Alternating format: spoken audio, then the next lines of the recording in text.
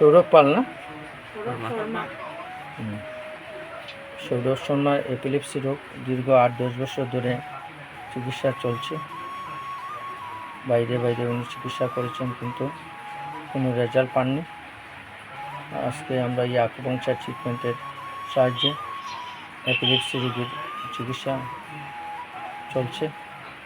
এখানে দেখতে পাচ্ছেন, এখানে আকুপাংচার ট্রিটমেন্ট দেওয়া হয়েছে। সন্ধ্যা কোয়ান্টিটি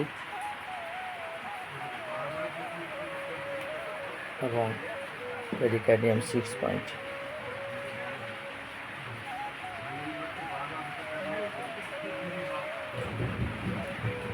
এপিলেপসি রোগীর আকুপাংচার থেরাপি দ্বারা চিকিৎসা হয়।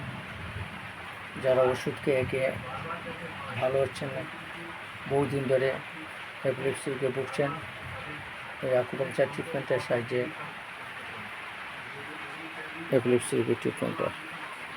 এই হচ্ছে ইলেকট্রনিক অটোস্টপ মেশিন, অটোমেটিক মেশিন আমার সেট আপ করা আছে। ফ্রিকোয়েন্সি তার ব্রেনের মধ্যে দিয়ে যাচ্ছে এবং এই ফ্রিকোয়েন্সির মধ্যে দিয়ে মেন্টাম সার্কুলেশন হবে ও ব্লাড সার্কুলেশন হয়ে যাওয়ার পরে এভাবে কন্টিনিউ প্রথম 20টা সেটিং ও প্রতি মাসে তখন 5টা, এইভাবে করে রোগটাকে কমানো হয়।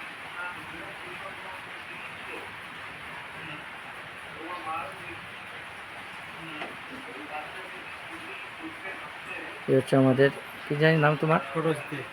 সরোজ না? সরোজ, তোমার তো আগে এপিলেপসি ছিল? এখন ভালো হয়েছে। ভালো হয়েছে। কত বছর আগে? ভালো হয়েছে আজকে 14 বছর। 14 বছর আগে।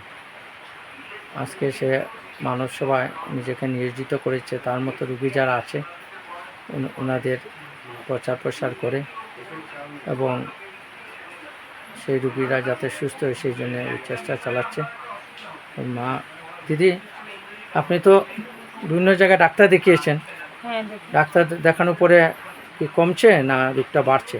না, কোনো দিয়ে মানে ধরা পড়েনি কী হচ্ছে ওর ব্রেনের ভিতরে, কোনো কিছুই রিপোর্ট বাইরে হয়নি।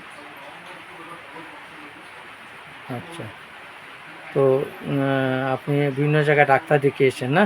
হ্যাঁ।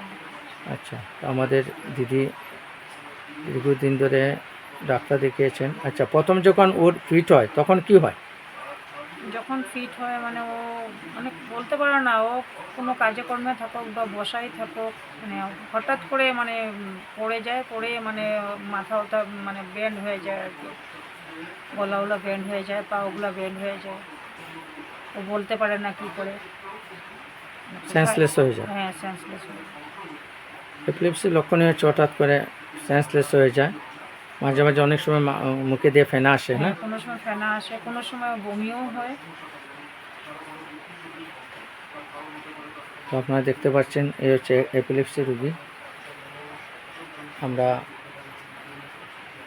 অটোমেটিক মেশিন দিয়ে আজকে ট্রিটমেন্ট শুরু করেছি।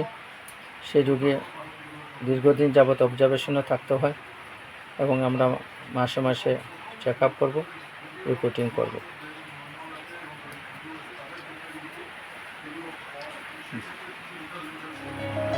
নমস্কার।